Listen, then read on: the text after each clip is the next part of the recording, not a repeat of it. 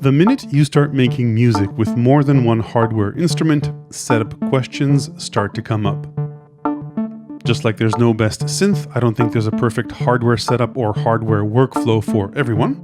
In this video, and if there's interest in future videos in this series, I bring in a producer and performer whose work I appreciate and I think we can learn from, and I ask them questions about how they make music, everything from audio and MIDI routing to sequencing, recording, and mixing. I've been following Jouni, aka BURG, for a while, not only for the quality of his music, but for how effortlessly he commands, syncs, and glides above a massive setup of electronic instruments. Now, you obviously don't need to have a large hardware setup to make music, but hopefully there are elements of his setup and workflow that we can all find applicable in our music. Without further ado, let's get started with my questions and BURG's answers.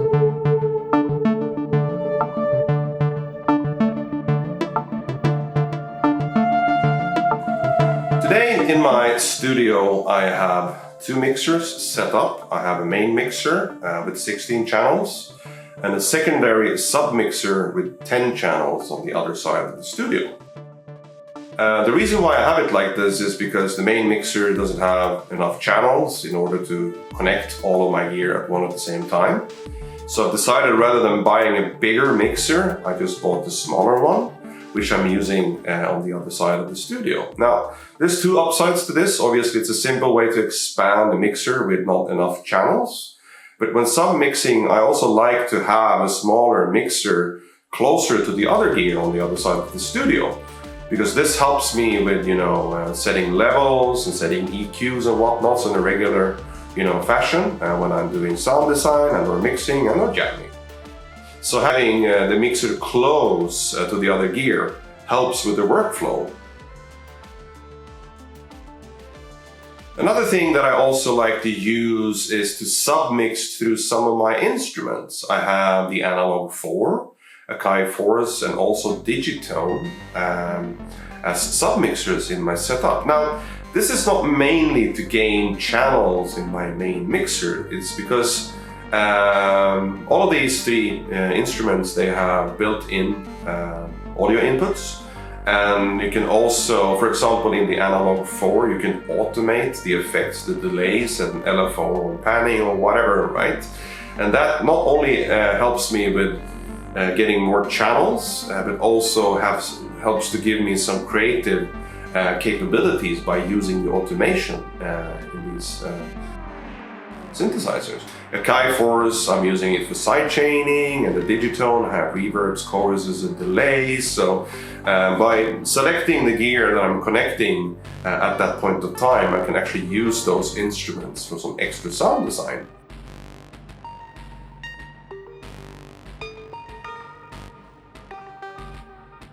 So when you're building your studio, you need to figure out which device would be your main clock.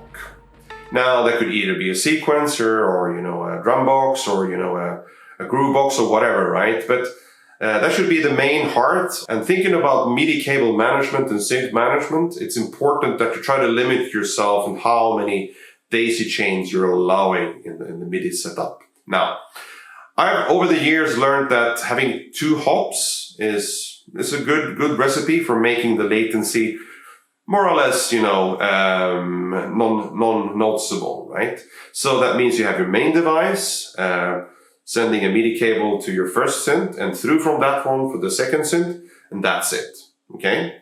Now, you might ask yourself, well, what if I have a lot of instruments? I still need a daisy chain, right? But you should rather be investing in a MIDI through box, right? Because a MIDI through box will give you multiple outputs from just one, from your device, and also if you get a powered one, that will help to amplify the MIDI signal and also help to minimize the latency, right?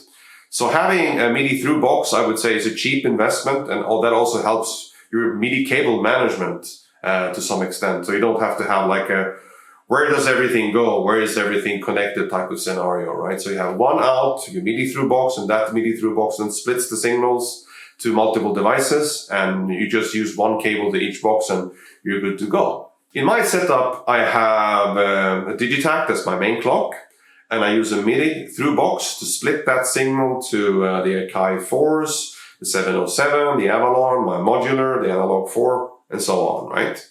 And I'm also, since I'm sharing the MIDI clock to the Akai 4s, I'm using the Akai 4s as my main sequencer, but not the main clock.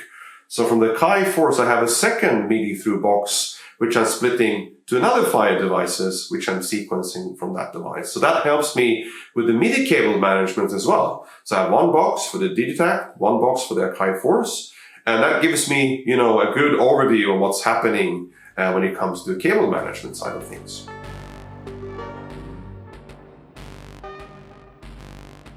When it comes to MIDI channel management, I think that I'm utilizing the oldest trick in the book. I have standard tape.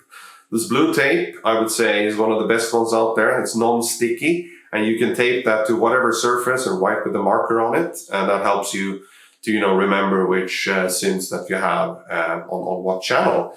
And I'm actually taping these on the mixers as well. So I'm writing not only the instrument name, but also the MIDI channel number on the mixer input. So I know, okay, this is the monologue, this is that channel, this is the subsequent 37, this is that channel, and so on.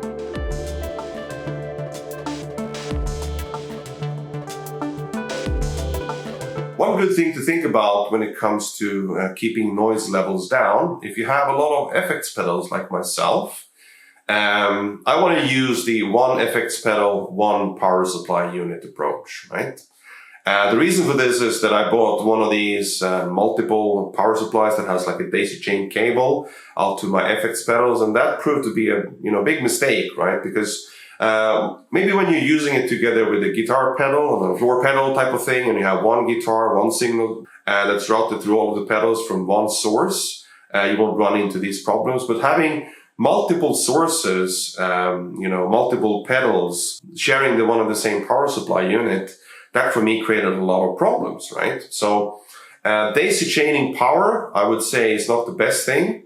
And also secondly, when it comes to USB power, I have also seen that, using the one and the same USB wallboard for 2 USB power devices has proven to be a little bit of a challenge from time to time. One of the things that I've noticed over the years is that having some better cables, shielded cables, really helps with keeping the noise floors down, right? And if you're planning on, running longer cables, if you have the possibility to run balanced with XLR, that's an awesome thing, right? Because, the longer the cable, the more susceptible it becomes to interference. And one of the things that I've also, noticed that if you run signal cables next to power supplies, PSU units and stuff like that, the bigger wallboards, not the ones you put on the wall, the bigger units, the mean wells and whatnots, they might sometime, create interference for some of the lesser quality cables out there. So either you purchase some better shielded cables, or you make sure to separate your power from your signal. You will probably end up having a lot of cables in the studio, and one way to easily manage lots of cables in your setup is just using these very simple Velcro zip ties. These come in many shapes and forms out there to help you, spool up cables that are very long. And, having them very tidied in the background makes it easier to find and troubleshoot any issues, which cable goes where, in the case of having noise issues, and other problems, right? And also, these zip ties help you to separate the power from the audio to give you, better, or at least minimize the risk of any noise interference. One of the things that I wish that somebody told me in the beginning when I started building my studio is that I need to think about where I'm placing my gear, right? It's always fun to put stacks on the walls and a lot of instruments all over the room, but over the years I've learned that keeping the setup as compact as possible when it comes to the vicinity of the gear from each other, right? So that allows you to quicker move from instrument to instrument without having to bend your back and, getting back pain or whatever, right? So Ergonomics, I think, is key in order to have a good studio, because you will be spending a lot of hours, right? Days in and days out, and nights in and nights out, right? Making music. So it's important that you don't get tired of, sitting in the studio and making music. And this for me has been something that I focused really, really hard on lately.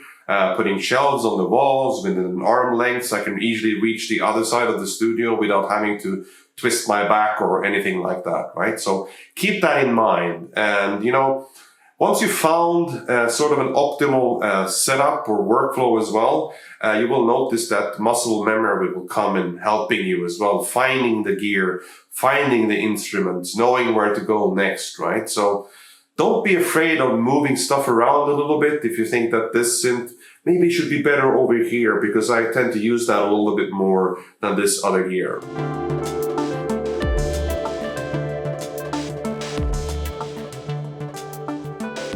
When I'm creating tracks, I have two ways of approaching the actual sequencing of it all. You could say that it's loop-based most of the time. I have some of my devices, my drum machine, some of my groove boxes. They are limited to either 16 or up to 64 steps per pattern, which doesn't give me that much opportunity to do chord changes and progressions and whatnot. But these instruments are mainly used for parts that can stay the same way throughout the track, even though that there might be a chord progression down the road. For example, for percussion, I try to do as much randomized percussion as possible, with the conditional trigs and whatnots in the electron devices, and also randomization in the modular. This to create things, or keep things interesting, right? So once I've created a loop and a groove, I think it's important for me that the loop can be, rolling for a longer period of time, and it still feels like it's evolving, right? So even though it's the same drums, the same bass, the same percussive sounds, something is happening. It's unpredictable, right? You cannot predict exactly when each hit is going to come. This is something that I, do with high-end percussion, like the hi-hats and, the snaps and crackles and pops, right? Anything that isn't kick and snare. This creates a lot of, ambience, and also allows the track to progress over a longer period of time without actually making it boring. If I, let's say, make a sequence, like a bass sequence on the Avalon bass line, that's only 16 steps or maybe even just 8 steps. It's important that these notes work with whatever chord progressions I might be planning longer down the road. I need to, have a fresh idea in my mind. These are the chords that I'm going to be using. And when I'm programming the bass line in the Avalon bass line, I need to make sure that it doesn't hit any, off-key notes. The main sequencing then for the other instruments, let's say the main low-end bass line or the main melodies and, sequences and arpeggios are being done in the Akai Force. The Akai Force allows me to launch clips. I can do different sections. I can do different, scenes and things like that. And by using the main idea of the song type of thinking, right? I'm going to run these bars for, X amount of time and play this melody on top. Then I'm going to run this other, these other bars of patterns of sequences and run another melody on top, right? And then I might go to a scene where I do an actual chord progression and change, where I start changing up the melody. And this is really how I think about the sequencing part of things. I have the main core, the drum and bass, a little bit depending on the song structure, obviously. And then I have all my top end sounds, my percussion, my hi-hats and blips and blops on top of that. That stays, randomized. And then I have the main chord progressions done in a sequencer when I launched clips based on which part of the song I want to go to. And this allows for a lot of, ad-lib when I'm doing my session and when I'm recording the tracks. I might, next time I might extend the section, I might shorten down a section, I might not even use a section at all, right? Because I don't think that will fit into the mood doing that transition at that point in time. So that gives me a lot of flexibility, I think, to have the loop-based stuff that keeps the machinery going, together with the clip-based stuff that I have in the Force to allow me to pull in stuff and do major changes whenever needed.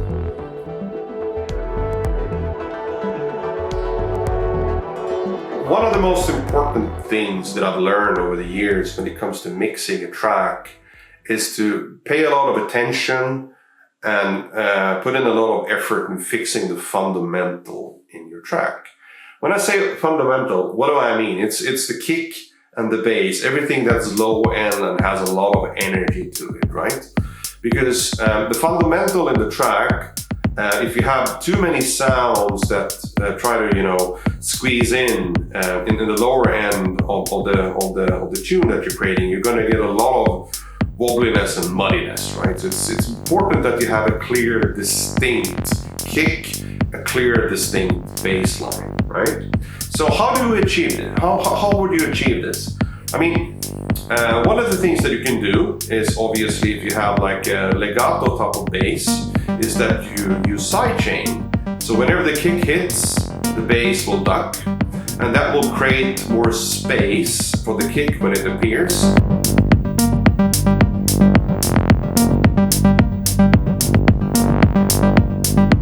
And it takes away the low end bass so it doesn't interfere with each other, right? So that's one really simple way of achieving a good tight result in the low end. Now, it doesn't have to be that breathable, super ducking thing, right? It can be just a subtle way of just pressing down the legato bass enough to make place for the kick when it comes in, right?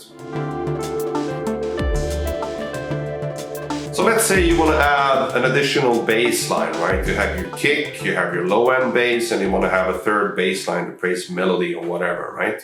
So what I try to do is just high pass filter away the low end from that bass, because you will already have enough energy in the low end bass. So adding a secondary bass with, also a big, massive fundamental will just, make everything sound muddy. So using high pass filter on sounds that will be, playing around in the fundamental area actually helps to make a more clear and distinct type of sound. Now, I normally incorporate two sounds. I might have a low end, very, very stable, like sine wave or triangle or, square wave bass, low end bass with almost no harmonic overtone content. And then I have a secondary bass line with maybe pulse width modulation or something like that, a little bit wider in its spectrum, on which plays the exact same notes as the low end bass, but I'm filtering all the low end out of that sound, not all of it, just some of it by using high pass filter, right? And by doing so, I can get this wideness of the bass sound without making it too muddy in the low end. So when I continue in building my mix, I've started with the kick and bass. Obviously, I can add more high-end sounds, the higher frequency sounds, and they're not as sensitive of layering, the frequencies on top of each other as the low-end fundamentals are, right?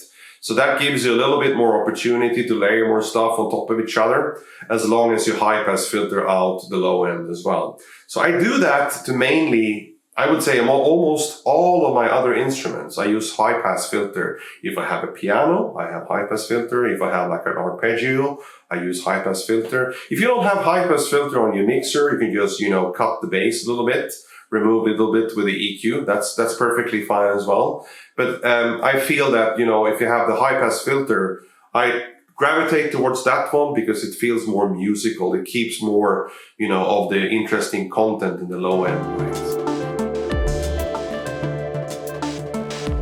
And, continuing to mix as well, I think it's important to reference listen. You listen in your monitors, you listen in your headphones, and you also listen in the devices that you normally consume music in as well, and compare your stuff to other artists, and music that you generally like, and try to achieve the same energetic bottom as they do. Try to find the same type of high end and stereo perspective as they do as well. And by comparing yourself with other artists out there and try to get the same type of sonic spectrum in your own mixes, I think is really, really, a good approach. And, really about mixing as well, it's not that hard. You need to think about the levels, right? Levels is important. You have your fundamentals, your kick and bass that I talked about before. And setting the levels, I mean, the main part in the track should normally be the one that you can live with the most, i.e. the one particular sound, the one particular melody, the one particular sequence that you can listen to hours in end without getting tired of hearing it. That's most probably the main theme of your track, right?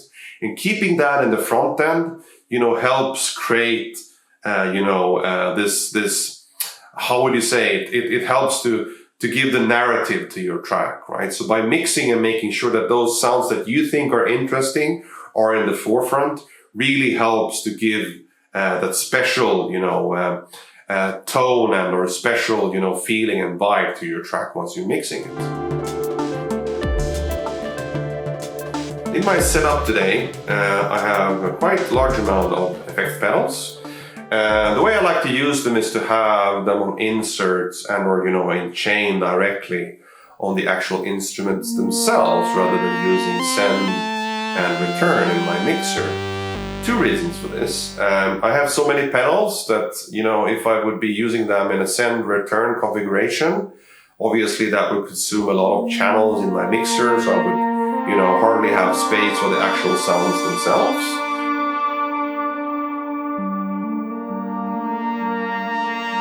So that's one side of it all. The second one is that I like to use the pedals as, part of the actual sound design itself. So when I'm creating a lead sound, for me it's important to have that type of delay that I'm looking for, the type of reverb that I'm looking for. At that particular moment when creating that sound, and I like to have those effects specific to that instrument. And I like to think of the pedals as an integral part of each and every synth and instrument. Each synth really deserves to have some sort of effect to it. And by using effect pedals, it's very, very easy to get out of the comfort zone and create something really, really, different from what the actual instrument maybe was intended for initially. One of the most important parts in building a studio setup is to figure out how will you record it all, right? Either you could have a stereo recorder of some sort, a Zoom device, or maybe you want to record into a computer, or maybe you want to use some kind of multi-tracking device, right? And this part is really key for how you're going to wire everything up in your studio. And, it's important that you have a clear picture in your mind of how each and every instrument will, work and how you will subsequently record them to take, right? Many of my previous recordings I've done full live jam sessions where I've recorded basically everything live down on 2-track. Now, that has been, quite fun and quite challenging way of doing music as well, because it doesn't really leave any room for editing and fixing stuff in the end, right? Because you end up with a 2-channel track, and the only thing that you can do there is to maybe do some post-processing and mastering to fix things, right? So you can't edit errors, you can't edit any misses. What's recorded it's on tape, right? So there's no way of going back other than just re-recording the entire session. Now, that's one way of doing things, and I do really like that approach because recording live jam session takes away the pressure of, needing to polish things on end, right? Forever and ever and ever. So that gets you to a quicker result at a much earlier point of time, right? So you might be jamming, you might be creating music on the fly. And when you do record, this is the moment where everything, that you rehearsed is being put to test, right? And once you're done with the recording, that's what you have, right? You can't go back and edit things. So that to me has been a way of actually progressing the amount of recordings that I've done over the years, and helps me to achieve more content as well. Having done that for some years, obviously I wanted to change things up a little bit as well. So recently what I've been doing is that I've been doing these live jam sessions, but only using those as a template for the final recording that I want to make, right? So I do a live jam session, I record it on video, I record it on audio tape, and then I listen to it, and then I re-record the entire session, one instrument at a time. And the reason why I do this is to keep the noise levels down a little bit, and that also allows me to tweak every individual instrument in more finer detail, right? Maybe I'm running the cutoff filter, maybe I'm changing, envelopes or something like that. Maybe even changing effects, right? And that allows for more of a versatile approach, doing multi-tracking in that way. But keeping the same live jam approach to the original idea helps to build a template for the final song. Most oftentimes I record individual instruments. I might record them completely dry. And also if the sound is designed with a specific effect, right? Maybe I'm using a tape delay that I have, that I like really much, or maybe a specific Strymon reverb that I like very much. I might, record that with the effect wet into the computer as well. But most oftentimes I try to, recreate the actual effects post in the computer. So I'm using standard DAW like Cubase for myself. And I just rerun the track, and I do each and every individual section, record a kick drum, I record a snare drum, I record the bass, I record the pianos and whatever, right? Individual one instrument at a time. And by doing so, I also have the opportunity to change things up. I have, the possibility to fix and tweak little things. It might sound like an overly complex procedure, but I found that the end result really, when it comes to quality, talking about noise floors and also overall details that I can work on, really helps to, push the tracks a couple of notches, upwards in quality for myself.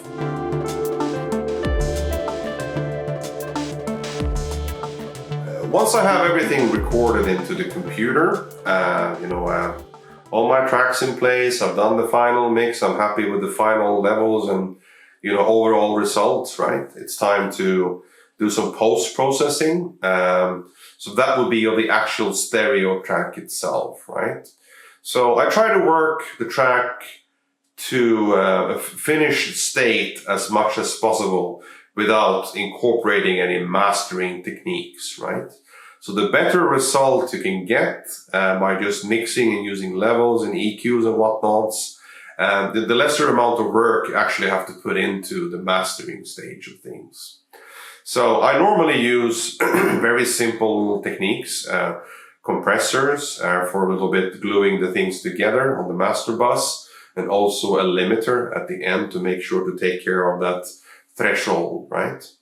And really, from that point of view, the track should be ready for release. And one of the good things that I've noticed when you have a lot of diverse content, if you compare this with running 2-track recordings versus multi-track recordings, is that if you have tracks that are quite different from each other in the actual sonic territory, right? It's very hard to make a song sound a little bit like another song if they differ too much in the actual post-processing and mastering stage. Whilst if you have everything multi-tracked, it's much easier to change the characteristics of the song altogether by doing a remix in the DAW. So this is one of the reasons why I gravitated towards doing multi-tracking versus doing 2-track recordings, right? Even though I like doing the 2-track recordings, because that's something that's really, rewarding, I would say, because you rehearse the track, you learn to live with the track, and then you rehearse it a couple of times, so it becomes, you become a part of the tune, right? And once you've done that, it becomes much easier for you to recreate that into the computer. It might sound like a very long, elongated process, but I think that the rewards at the end of the line is really worth it, because you have a way of artistically creating a song, a template, if you will, right? And based on that template, you can then finalize the song. So, for myself, I think that this has been, really fun. And I think that, going forward, this is also something that I will continue to use as part of my daily process. So that's it for now. Let me know in the comments section if you'd like to see more guests on the channel. Hit like if this was useful, and if you'd like more electronic music sequencing, synthesis, and mixing ideas, check out my ever-expanding book, available to the good people who support this channel on Patreon. Thanks for watching, and see you in the next one.